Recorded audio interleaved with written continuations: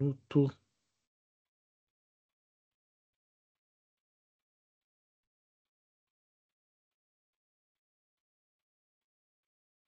Bom, boa noite a todos e a todos. Mais uma vez, é uma alegria estar com vocês para que possamos iniciar ou desenvolver melhor, né, a nossa atividade acerca do direito tributário.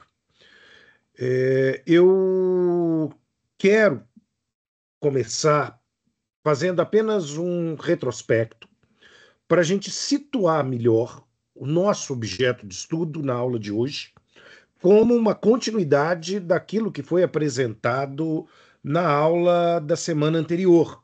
E, consequentemente, né, se mostra um desenvolvimento de um conteúdo mais amplo, na verdade. Eu queria resgatar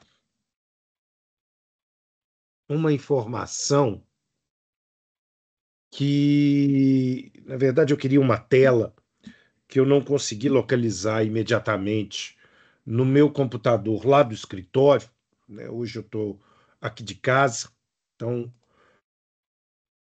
mas que tem relação com o fio da meada, né? Que é aqui a compreensão do que é propriamente a sequência de informações que nós vamos nos debater nesse momento. A título de ilustração, eu poderia dizer que o conteúdo que está sendo estudado por nós nesse mês de maio, ele tem uma relação, ou poderia ser sintetizado de maneira visual na seguinte imagem que eu vou exibir, mas que eu também estou disponibilizando para visualização de vocês, né? Deixa eu ver se eu consigo ampliar isso um pouquinho a mais para facilitar, pelo menos num primeiro momento, a visão, né, de todos. Nessa imagem, eu costumo dizer que eu tenho toda a aula de maio sintetizada numa espécie de mapa mental. E na semana anterior, na verdade, nós estudamos esta, deixa eu colorir aqui de verde, esta primeira parte daquilo que compõe o fenômeno da obrigação tributária. E isso é importante para que a gente consiga levar a desenvolvimento a ideia de que a obrigação tributária ela é uma estrutura normativa que vincula um sujeito ativo, um credor tributário, a um sujeito passivo para o cumprimento desta obrigação tributária. E quando essa obrigação tributária ela não é devidamente observada e cumprida espontaneamente por esse sujeito passivo, ela vai ser, muitas vezes, objeto de um processo tributário administrativo que nós vamos chamar, então, de lançamento. E esse lançamento ele vai ser responsável por constituir, criar o chamado crédito tributário. E esse crédito tributário, por sua vez, ou ele será pago pelo devedor tributário, ou, eventualmente, ele vai se transformar na chamada certidão da dívida ativa e, por sua vez, ele dará espaço para o desenvolvimento de um processo judicial denominado como execução fiscal. E dentro dessa lógica, né, mais à frente, nós vamos poder observar que, como tudo no direito, e o direito tributário, ele não vai fugir a essa regra. Eu tenho prazo, e eu tenho um prazo para transformar a obrigação tributária em crédito tributário, e, por sua vez, eu tenho um prazo para transformar esse crédito tributário em execução fiscal quando esse pagamento espontâneo não acontece. A cada prazo diferente receberá um nome distinto. Decadência para o primeiro, prescrição para o segundo, muito embora na linguagem popular e não técnica as coisas podem parecer tudo prescrição ou como gosta o brasileiro, caducou. Ah, o crédito tributário caducou. Né? Eu odeio essa palavra, né? Porque ela não é técnica, ela não é precisa. E necessariamente a gente tem que prezar pela boa comunicação, pelo bom emprego das expressões. Mas, enfim, deixemos isso de lado. Quando eu penso a obrigação tributária, por sua vez, eu acabo me deparando numa situação importante, que é a observância dos elementos constitutivos dessa obrigação.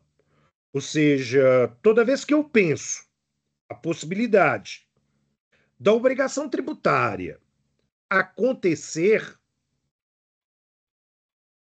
para que essa obrigação tributária ela seja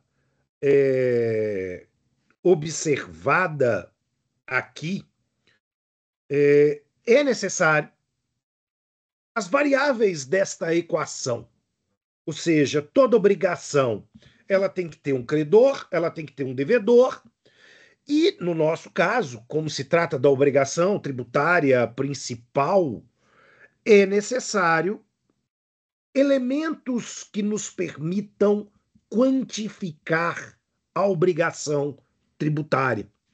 E, na verdade, a obrigação tributária ela é marcada por duas variáveis fundamentais, sendo a primeira a chamada base de cálculo e sendo a segunda a chamada alíquota. Eu poderia definir de maneira bastante simples a base de cálculo no direito tributário como aquela obrigação, como aquele elemento referencial quantitativo para o cálculo do tributo. Né? A base de cálculo, então, ela é nada mais do que um fator monetário, uma importância econômica para que um cálculo, a partir de uma alíquota, se desenvolva. A alíquota nem sempre é uma porcentagem, mas ela é um referencial econômico para que nós possamos fazer o cálculo.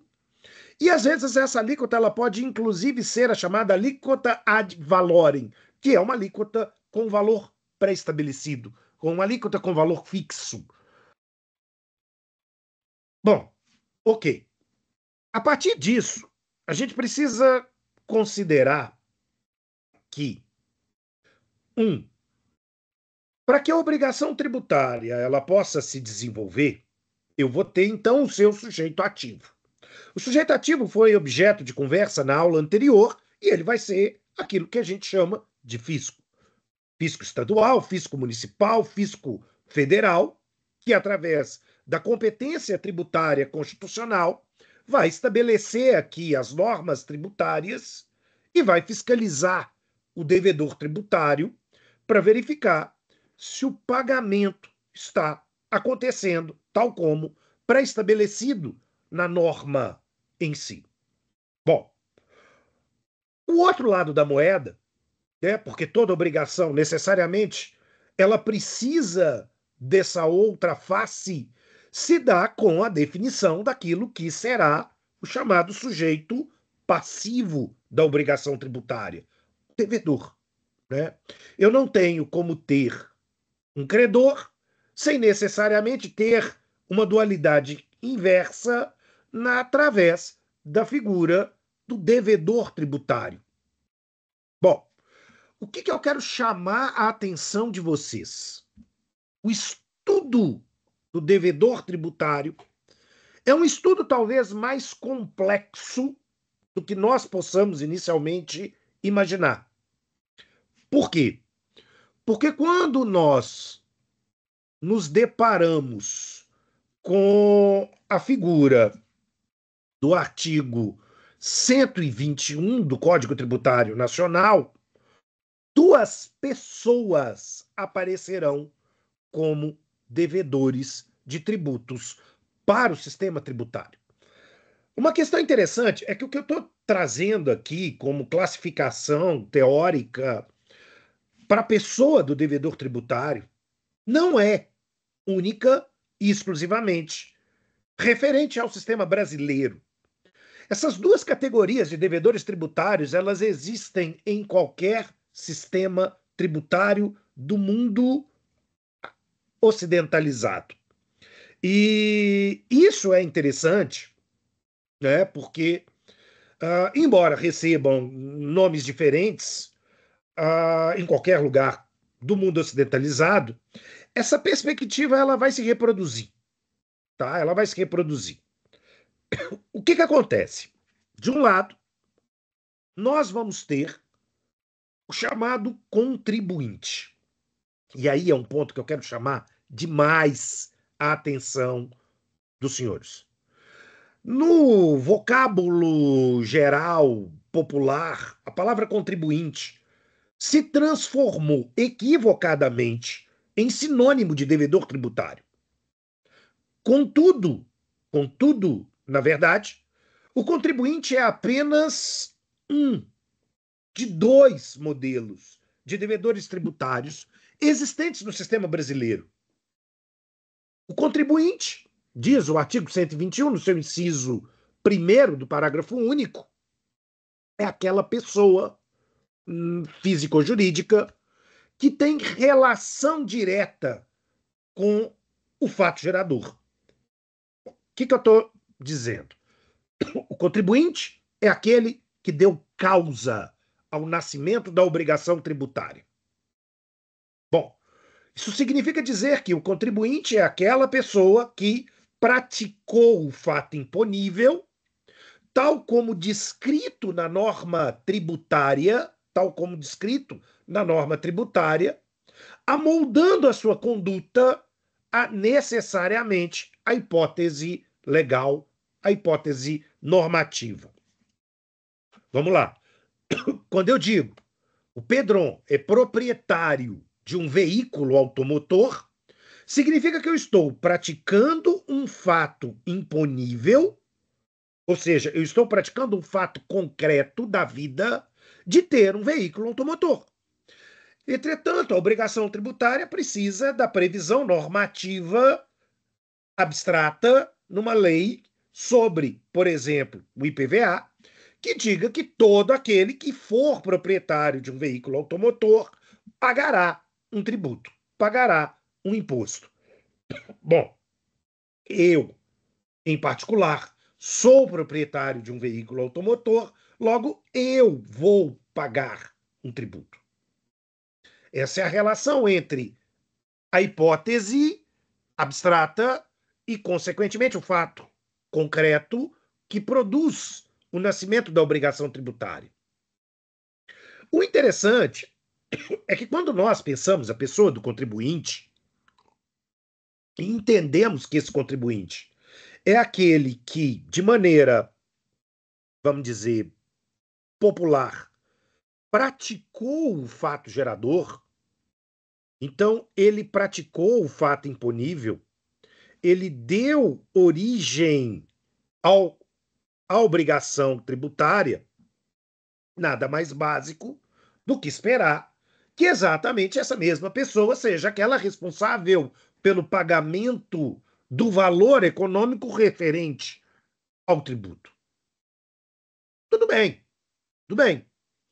Se eu penso que existe uma norma hipotética tributária que diz que todo aquele que vender com volume, com intuito de mercancia, mercadorias, esta pessoa pagará um tributo hoje chamado de ICMS. A partir de um futuro próximo, ele pagará um tributo chamado de IBS, o Imposto sobre Bens e Serviços.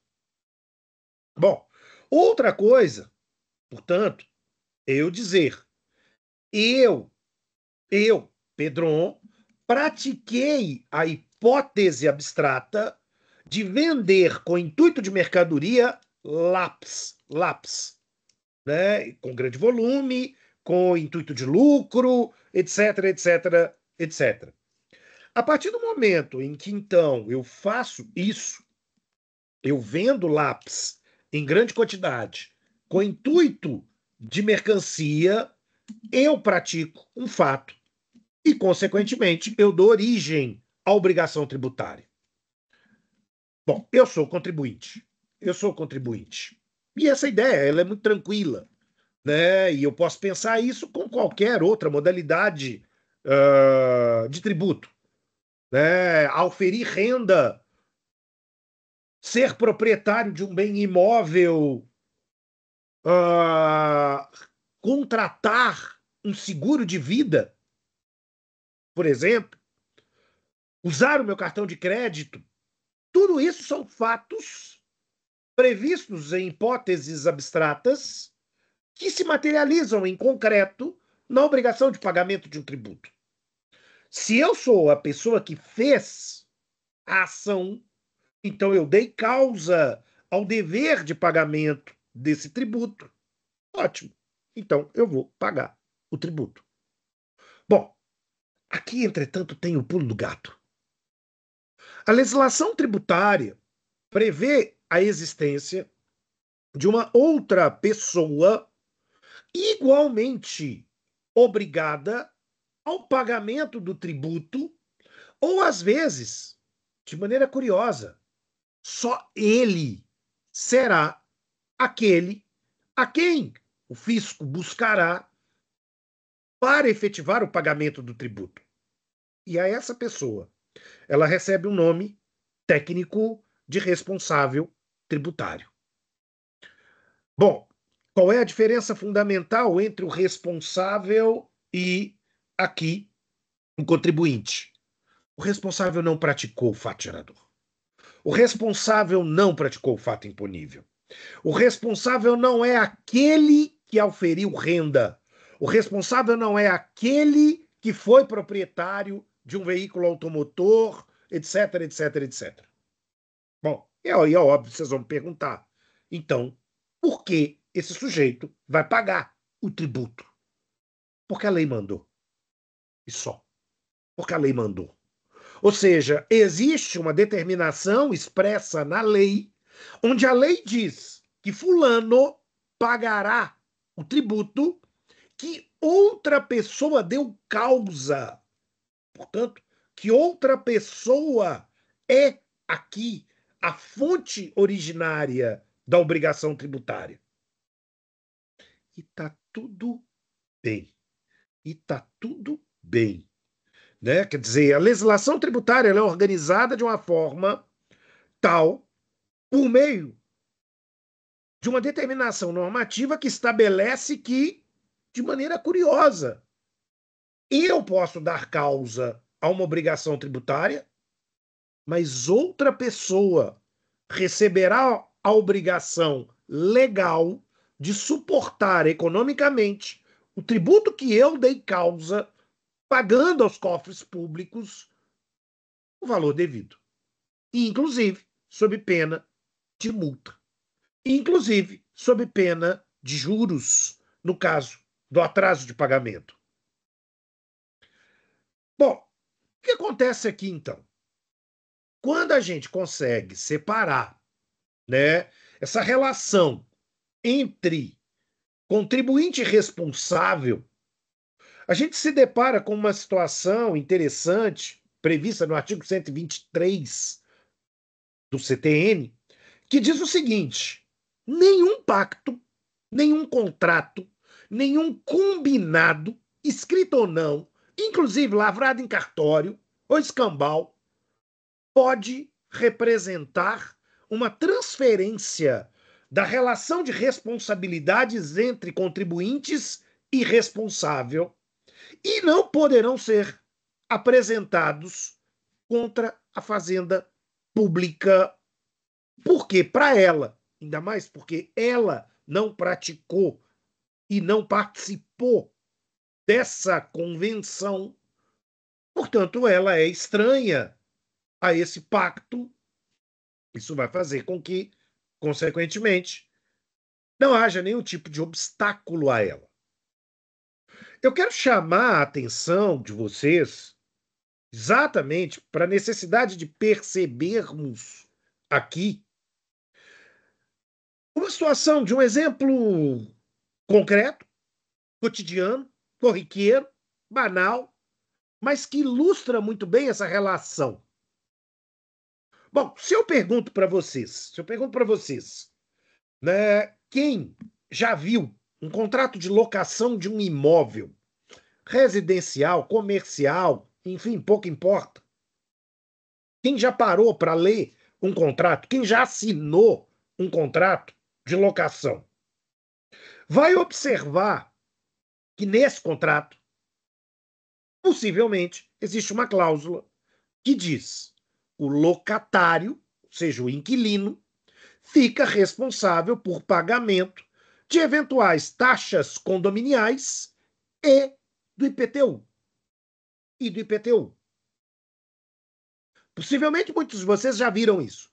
Possivelmente muitos de vocês já assinaram esse contrato de locação e pagaram o IPTU. Entretanto, e aí vem o ponto.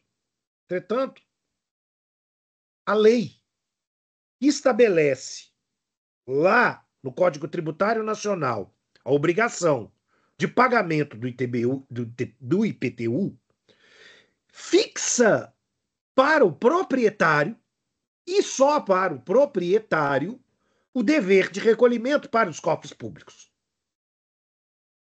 Ora, o inquilino nunca poderá ser demandado em uma execução fiscal, nunca poderá ter o seu nome incluído no famoso CADIM ou protestado em cartório pelo não pagamento do IPTU numa relação contratual de aluguel. Fica claro? O que eu quero que vocês percebam, né? Na verdade, ele o faz. Ele o faz, e o faz muitas vezes por boa fé, mas ele o faz. Para o fisco, se o boleto do IPTU está sendo pago pelo proprietário ou, consequentemente, pelo inquilino, pouco importa. Pecunia non olet, já diziam os romanos, dinheiro não tem cheiro. Não me interessa a origem. O que interessa é que aquele valor do IPTU caiu na conta pública e, portanto, a obrigação de pagamento do IPTU ela foi extinta. Ponto. Ela foi extinta. Tá ok. Tá pago. Tá bonito. Qual é o grande problema? O inquilino não paga. Não paga o IPTU. E, consequentemente, a autoridade fiscal municipal ajuiza uma execução fiscal para cobrar do proprietário barra contribuinte o pagamento do IPTU. O contribuinte não pode, em defesa, dizer para a autoridade fiscal: mas eu não tenho obrigação de pagar o IPTU. Olha só, autoridade fiscal, olha o meu contrato. O meu contrato transfere para o inquilino. É o inquilino que deveria ter pago. Executa ele. A autoridade fiscal simplesmente vai olhar para o devedor tributário, ou seja, o contribuinte, e dizer assim: azar, azar. A sua obrigação, proprietário, caso ele não tenha pago, era pagar. Você não tem escusa, você não tem defesa. E esse contrato que foi apresentado para a autoridade fiscal e nada tem o mesmo valor por força do artigo 123. Fica claro? Ou seja, o Código Tributário, no artigo 123, então, estabelece uma regra muito importante. É a lei que define quem paga. E se eventualmente os particulares resolverem criar convenções e contratos para além daquilo que foi definido em lei, a autoridade fiscal simplesmente está se lixando e precisa se lixar. Ela vai ignorar. Isso não importa. Isso não importa para fins do direito tributário. Ela vai em cima do contribuinte se a lei manda ela ir em cima do contribuinte. Fica clara essa ideia? Fica claro, né? Então, é extremamente importante que a gente entenda quando eu tenho responsável, porque aí, de maneira diferente, a legislação autorizará a autoridade fiscal ir atrás desse responsável para exigir dele o pagamento da obrigação tributária. Uma outra coisa prévia, importante, é que a gente precisa entender que, para o direito tributário, o artigo 126, que define a capacidade tributária passiva, ou seja, quem pode ser contribuinte ou quem pode ser responsável, é um artigo muito importante no qual ele diz o seguinte: capacidade tributária não depende da capacidade civil das pessoas. Não depende da pessoa jurídica estar devidamente constituída e regularizada. Atenção, no caso das pessoas naturais, a capacidade tributária passiva, ela só depende do fato de você respirar. Se você está vivo, você tem a potencialidade de pagar um tributo. Pronto. E é só isso. Né? A partir do momento em que você nasce, você pode ser um devedor tributário.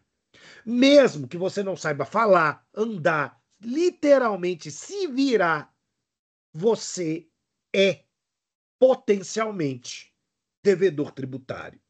E essa condição, ela vai persistir até mesmo quando você parar de respirar. Né? Então, a partir do momento em que você para de respirar e morre, ok, você deixa de ser um devedor tributário. Não quer dizer que a obrigação tributária acabou. E muitas vezes ela vai ser transferida pós-mortem para o inventariante, para o espólio e vida que segue. Né? Então, isso é muito interessante, porque a gente vai perceber que em determinados contextos não há nada de errado do direito tributário cobrar de um contribuinte, ainda que criança, o pagamento de um tributo. Olha o exemplo que eu vou dar. Imagina, por exemplo, esses atores mirins que fazem novela, filme, enfim, né? Um ator mirim, ele está lá desempenhando o papel e ganhando da Rede Globo o seu salário. Bom, ele está produzindo renda. E se ele está produzindo renda, ele está realizando uma conduta concreta, idêntica à norma que diz: aferir renda paga imposto de renda. E ponto. Ah, mas esse ator mirim tem 12 anos, ele nem sabe que ele tinha que necessariamente declarar o imposto de renda. O fisco diz. Ele respira. Então, ele é contribuinte. Ele praticou o fato imponível, então ele é contribuinte. Imagina, por exemplo, uma criança, até de forma ilegal, isso também não é importante para o direito tributário, uma criança que resolva vender chup-chup nos sinais de uma determinada cidade. Ela está praticando a mesma conduta prevista na lei do ICMS ou do futuro IBS, dizendo que vender com habitualidade mercadoria representa aqui obrigação de pagamento do tributo. Toda sala tem uma sacoleira. Toda sala tem alguém que vende Muamba.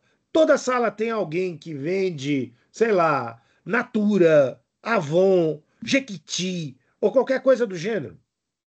É, qual é o problema? Essa pessoa, ainda que não tenha constituído uma loja, um site ou algum ponto de venda específico, está praticando a conduta do ICMS.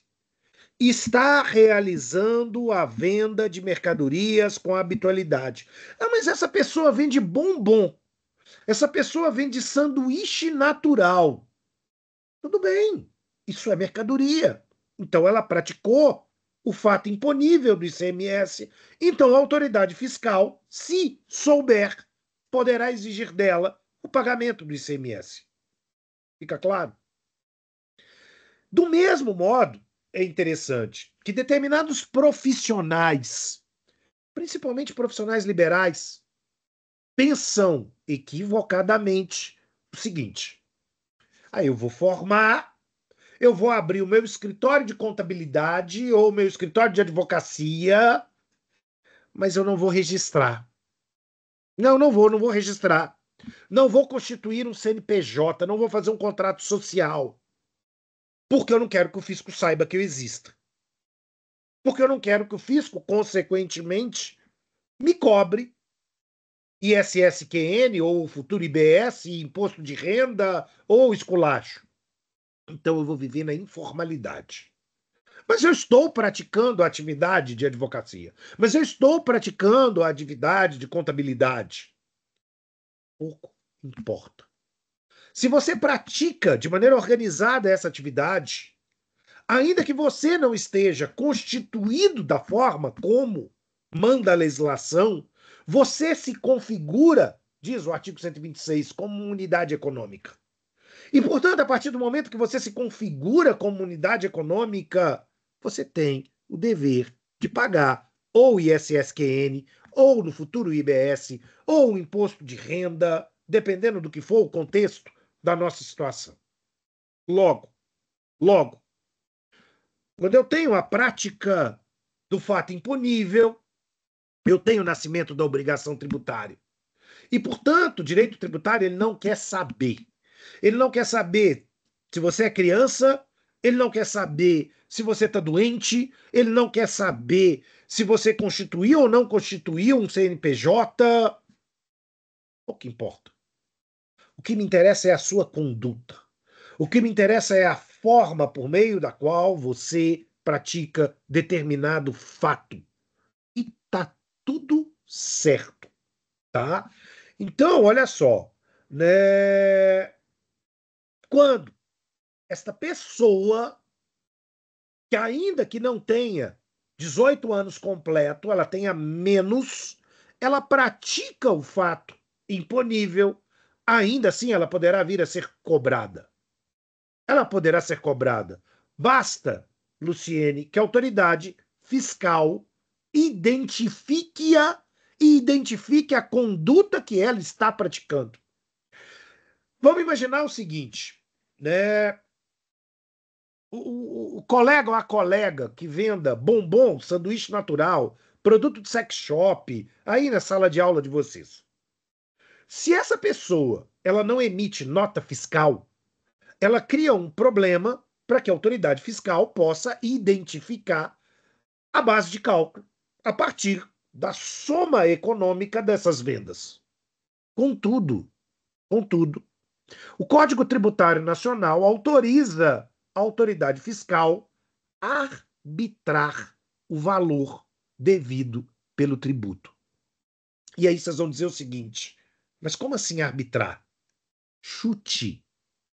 Ela vai estimar que você, que vende sanduíche natural, vende tantos sanduíches a tantos reais o sanduíche. E foda-se. O que eu quero dizer?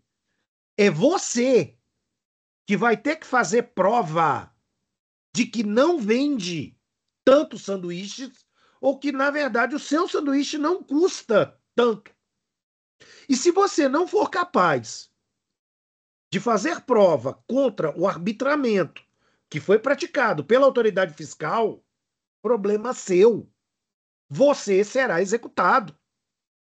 Se você foi identificado e foi feito esse arbitramento, a autoridade fiscal vai te executar, vai te colocar no CADIM, vai negativar seu nome, vai tomar os seus bens bloqueando valores em conta, etc, etc, etc.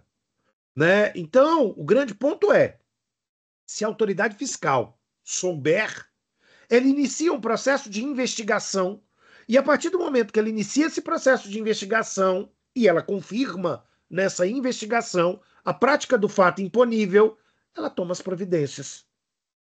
Imagina de novo o modelo do ator mirim da Rede Globo. Ela pode, inclusive, pedir esclarecimentos à Rede Globo. Ela pode, através desse processo de investigação, quebrar o sigilo fiscal para verificar quanto a Rede Globo transferiu durante o ano para a conta dessa criança. E pronto. E se ela não conseguir essa informação, ainda assim ela usa o chute, vírgula, o arbitramento. E a partir disso, ela define quanto ela acha que esse ator mirim ganhou de cachê. E pronto. Ela vai executar. E aí é esse ator mirim que vai ter que dizer: não, nós não cobramos. Não, foi de graça. Ou sei lá o que ele vai dizer para tentar se safar. Bota uma coisa na cabeça de vocês. No direito tributário, o ônus de prova é invertido. O que significa isso? No direito tributário, é o devedor tributário que tem que provar que o que o fisco está falando não corresponde à realidade. Não existe aquela bobagem e acho que toda semana senta uma criatura dentro do meu escritório que diz: não, doutor Pedron, é o fisco que tem que provar que eu paguei tanto, que eu fiz isso, que eu fiz aquilo. E eu digo: não, não é. É você que tem que provar que não fez. É você que tem que provar que fez de outra forma. Fica claro? Né? Olha que coisa complicada. O ônus de prova é invertido. Não existe aquela bobagem de que o ônus de prova incumbe a quem alega no direito tributário. Do ponto de vista, inclusive, da teoria do processo, também não existe, mas seria outra aula para um outro momento. Né?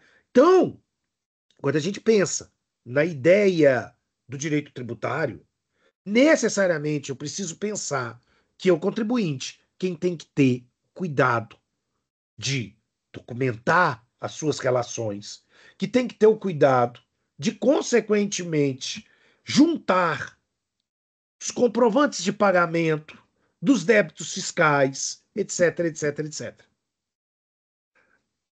As pessoas, de uma maneira geral, elas são um tanto quanto negligentes a essa situação. E por isso elas se estrepam.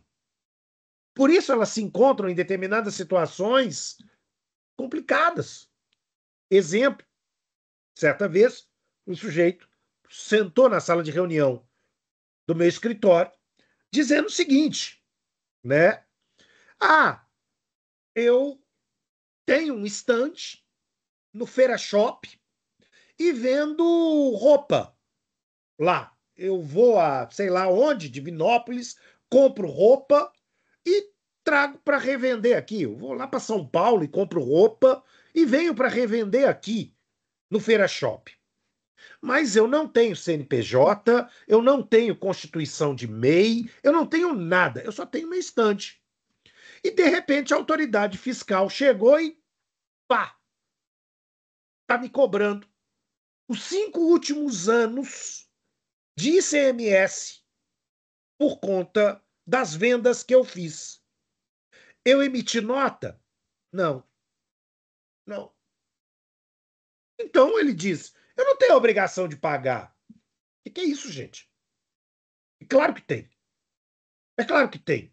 E é claro que, inclusive, além dele tomar a ferrada pelo não pagamento do tributo, enquanto obrigação principal, ele vai tomar uma segunda pelo não cumprimento da obrigação acessória.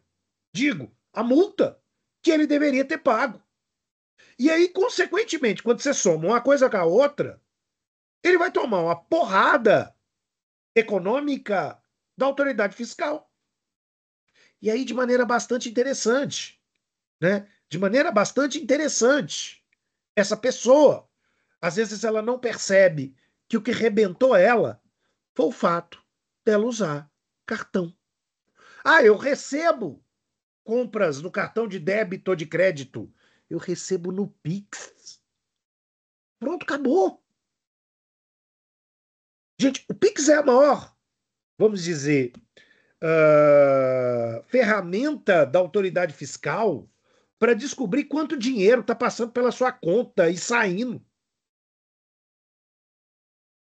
E aí muita gente não botou a cabeça no lugar para entender exatamente que dentro desse contexto, consequentemente, ela está fornecendo dados para a autoridade.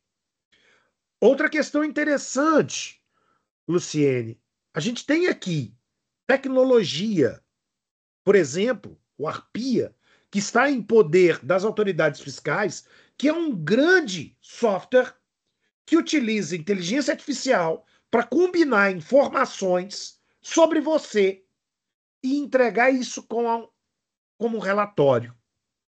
Né? Esse material é basicamente colhido de redes sociais, de postagens públicas que você se expõe ou que outras pessoas expõem você e a partir disso a autoridade fiscal ela consegue então identificar. Olha que coisa interessante, né, para a gente poder perceber. Há um tempo atrás, um cantor sertanejo, salvo engano, foi o Eduardo Costa, ele foi autuado pelo Estado de Minas Gerais por não ter pago tributo sobre a doação de um automóvel que supostamente ele teria dado de presente para noiva, namorada, sei lá. Qual foi o problema? Ele foi no Instagram dele e dela, num collab, e publicou um vídeo virando para ela e dizendo, né, primeiro, mostrando um carro bonito com uma fita de presente enrolada nele e ele dizendo, né, para ela, quem te deu esse carro? E ela dizendo, foi você, meu bem. Quem te deu esse carro? Foi você, meu bem. Beleza. O Estado de Minas simplesmente virou e falou assim, ô, bonito, toma aqui 5% sobre o valor do carro, por título de TCMD, o Imposto sobre Doações. Ponto. Ponto. Né? Quer dizer, você praticou o fato imponível? Não sei. Né? No fim, fosse objeto de apuração e chegou na conclusão que aquilo foi um patrocínio da concessionária do Diabo A4, mas qual é o problema? A autoridade fiscal está se lixando. Se ela pega uma declaração sua em rede social dizendo que você deu de presente, ela vai abrir um processo tributário investigativo e vai lançar o tributo em cima de você. E, de novo, não é ela que tem que provar que você não deu. É você quem tem que provar. E aí a gente esbarra num fenômeno muito complicado, que muitas vezes é denominado de probácio diabólica. Né? A probácio diabólica é a chamada prova impossível, sabe? A prova do capeta, porque você não consegue fazer. E é problema seu. E é problema seu, consequentemente, sabe? Então, é fundamental que a gente consiga ter a visualização de que a autoridade fiscal, além de ferramentas, no pior dos cenários, ela tem aqui um mecanismo importante chamado arbitramento. Ela chuta. Ela chuta quanto que você ganhou, ela chuta quanto você vendeu, ela chuta pelo preço que você vendeu, e é você que vai ter que fazer um trabalho inverso e provar que, na verdade, isso não aconteceu. Fica claro? Né? Então, a gente precisa lidar com isso. E ao longo da jornada profissional de vocês, vocês vão ver diversos clientes virando e, infelizmente, falando essa bobagem. Ah, mas é o fisco que tem que provar. Não, não é o fisco que tem que provar, é você que tem que provar. Aceita, se habitua a essa realidade e por isso se organiza. Pagou o tributo? Guarda o comprovante. Por quanto tempo? Nós vamos falar daqui a pouco. 6 anos. Ah, mas todo mundo fala 5. Não, 6. Tem gente que não sabe contar. Aí é outro problema. Mas, enfim, a gente vai falar sobre isso num outro momento, num outro encontro. Então, é um problema seu. É um problema seu provar que pagou, é um problema seu provar os elementos da obrigação tributária. Adiante.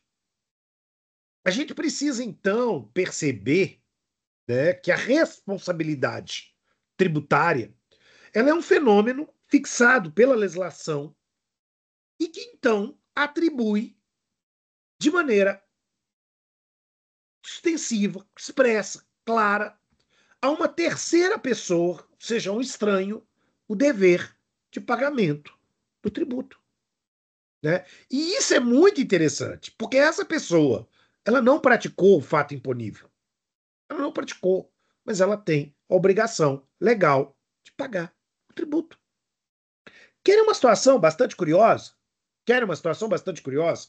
É o seguinte: o meu imposto de renda, na condição de professor da Universidade Católica de Minas Gerais, não é pago por mim. Eu não pago meu imposto de renda. O meu imposto de renda é pago pela PUC Minas. A PUC Minas desconta no meu contra-cheque, mas quem paga primeiro é ela. É óbvio. É uma instituição, mas não é a mãe. Então, ela vai descontar de mim. Mas se eventualmente algo acontecer e esse imposto de renda ele não foi recolhido aos cofres da Receita Federal, a Receita Federal vai em cima da PUC Minas. É uma situação de responsabilidade tributária. A PUC Minas não aferiu renda, como eu aferi, na condição de professor universitário. Mas é ela quem tem o dever de pagar o meu tributo. É ela quem tem o dever de pagar a minha contribuição previdenciária. Fica claro?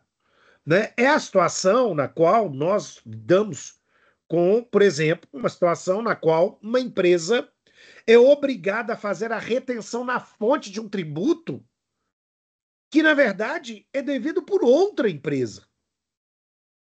Este que está fazendo a retenção é o responsável tributário. Ele não praticou o fato gerador. O fato gerador era prestar serviço. Não foi ele que prestou, foi ele que recebeu o serviço. Ele é o tomador do serviço. Mas ele tem o dever de recolher aos cofres públicos. Em determinados momentos, essa responsabilidade tributária ela poderá ser dividida entre contribuinte e responsável, ou nós podemos ter uma situação interessante no meio, de modo a o responsável tributário, sozinho, substituir o dever do contribuinte de pagar. E pronto. E pronto. Se ele conseguir localizar o contribuinte e ter algum tipo de relação econômica, ele pode se valer disso. Se não, vai ser cobrado dele. E só dele, responsável tributário. Ah, mas ele vai ficar no prejuízo? Vai. É problema dele. Fica claro? Então, diante disso, a teoria da responsabilidade tributária ela vai se fragmentar. E a gente vai entender que, a partir de diversos desdobramentos e hipóteses, ela vai ser construída. Primeiro caso, previsto no artigo 130 do Código Tributário Nacional, é um caso extremamente interessante. E ele estabelece para nós o seguinte: os tributos que tiveram como fato gerador a propriedade de um bem imóvel, a propriedade de um bem imóvel, serão devidos pelo contribuinte, que era o proprietário desse bem no passado, mas também por todo aquele que adquirir esse bem imóvel no futuro. Eu compro o bem, mas na verdade eu compro um cavalo de Troia. O débito tributário acompanha o bem e passa a ser meu. Então, imagina, né, essa situação. Eu adquiri um apartamento, mas havia um débito tributário anterior, sei lá, de IPTU, de contribuição de melhoria, e ninguém me avisou. Bom, eu também não tive o cuidado, né? Porque se eu fosse minimamente diligente, eu ia pedir uma certidão negativa de débitos tributários. Mas eu não fiz. Azar o meu. Eu me transformo em responsável tributário. E a partir do momento em que eu me transformo em responsável tributário, na luz do artigo 130, o fisco, nesse caso municipal, se a gente está falando de IPTU, ele pode cobrar do antigo proprietário ou de mim. Ou de mim. E se de repente eu resolvo me desfazer desta coisa e vendo para a Luciene, parabéns, a Luciene também é devedora do mesmo tributo. Mas foi ela quem deu causa? Não, eu estou falando do IPTU de 2022. Ela comprou em 2025. Bom, sinto muito, ela vai poder responder sobre esse tributo. Tá? Então, dentro dessa sistemática, a gente se depara com um elemento fundamental. Eu adquiri o bem tinha um débito tributário, esse débito agora é meu. A única exceção, e isso é uma forma de estímulo trazida pela legislação tributária para a aquisição de bens na chamada asta pública, no leilão público, no leilão promovido pelo Poder Judiciário. Eu não estou falando do leilão de bancos, como, por exemplo, da Caixa Econômica Federal, através do sistema de financeiro habitacional, por aqueles que deixaram de cumprir com determinado financiamento imobiliário. Não, estou me referindo, na verdade, ao seguinte problema. Né? Eu fui ao Poder Judiciário, descobri que um determinado processo de execução havia penhorado um bem imóvel. E eu vou lá participar do leilão público para aquisição desse bem. Tudo bem. Esse é o único caso onde eu estou adquirindo o bem e não estou passando para a condição de responsável tributário. Isso é fundamental para que a gente, então, consiga imaginar essa lógica. Agora, qual é o problema? Muita gente, então, vai olhar para o artigo 130 e dizer: ah, não, né, tá tranquilo, é problema de imóvel. Mas qual é o ponto?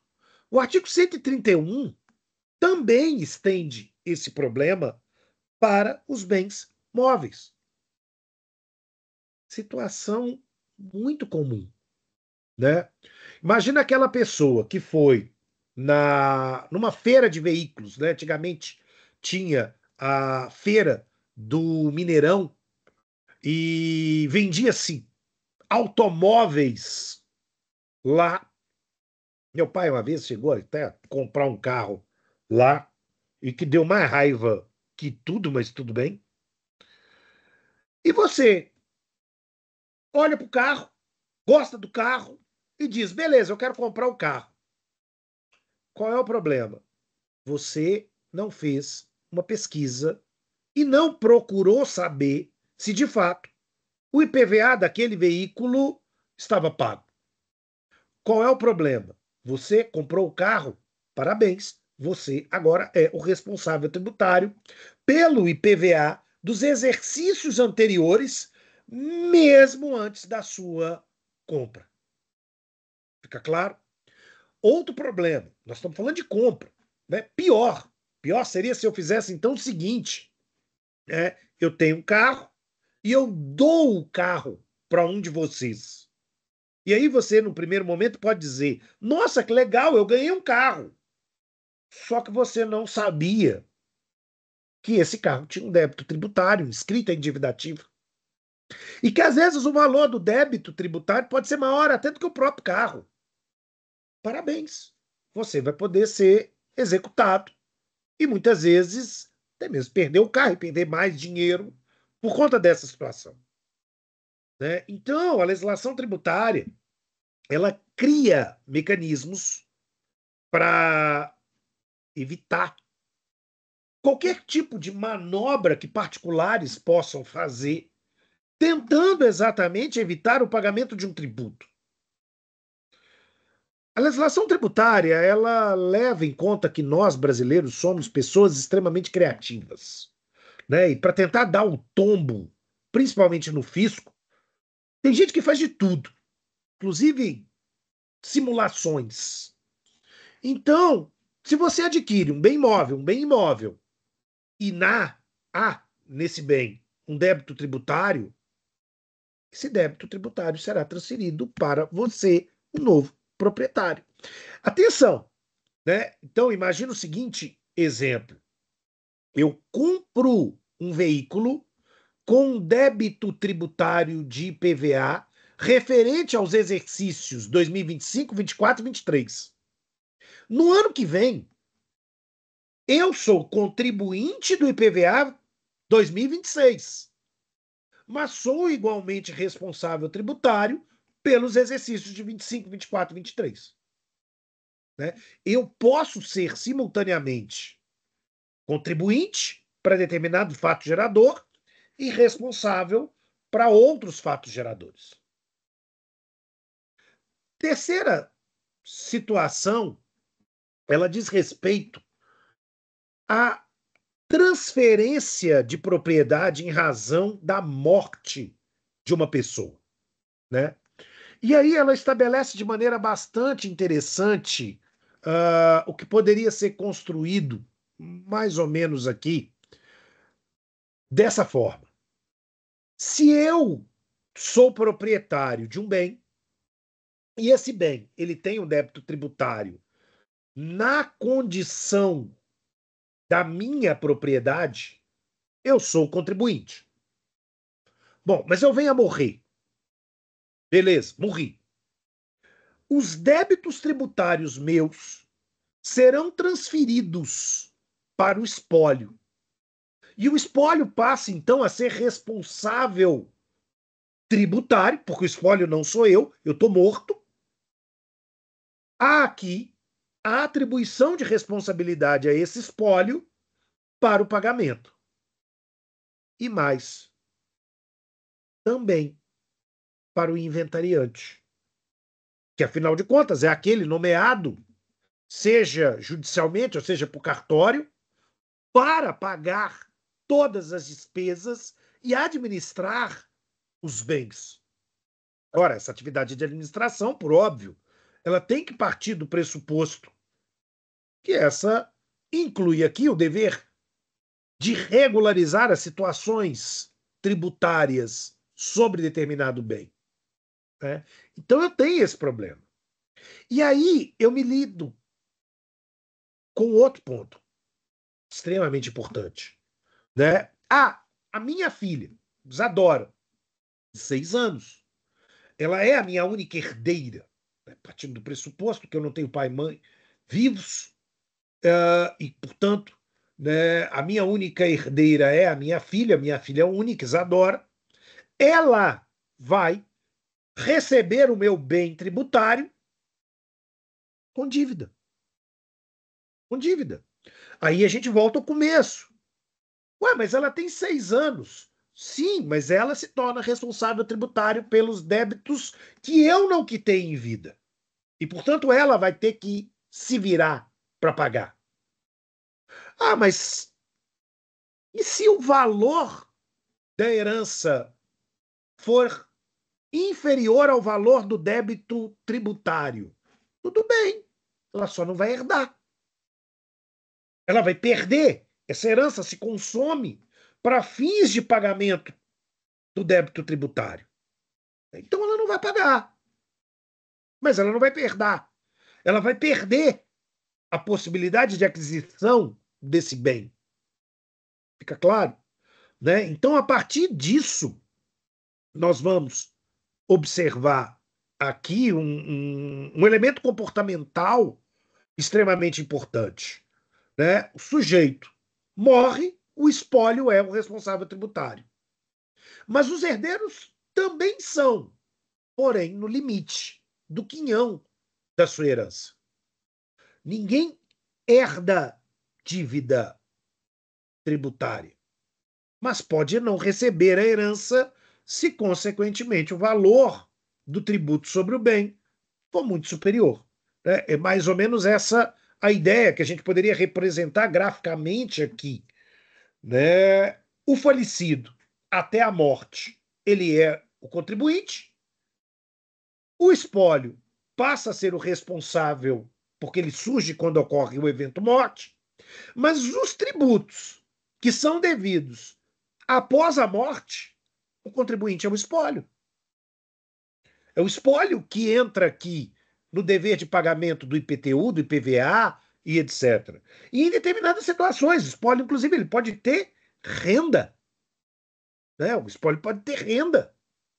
A partir de uma perspectiva passiva, mas o espólio pode ter renda.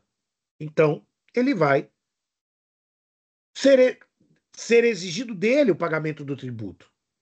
E os herdeiros? A mesma coisa. Quando o inventário finaliza, eles se tornam proprietários, então eles se tornam contribuintes. Mas os débitos existentes do passado fazem com que eles se tornem, então, responsáveis tributários. Até, claro, o limite do débito. Né? Então, isso é muito importante. Né? Isso é muito importante. Bom, caso número 4 do artigo 132 do Código Tributário Nacional. Uma pessoa jurídica que praticar qualquer um dos seguintes tipos societários torna-se responsável tributário pelos débitos existentes do passado. Exemplo, né? Uma fusão. Eu tenho uma pessoa jurídica A, esta pessoa jurídica A se une a uma pessoa jurídica B, e a partir desse ato surge uma nova pessoa jurídica AB. Caso clássico. Caso clássico. Eu tinha a Sadia e eu tinha a Perdigão. As duas se uniram e criaram a Brasil Foods. A Brasil Foods já nasce com o débito tributário, tanto da Sadia quanto da Perdigão nas costas,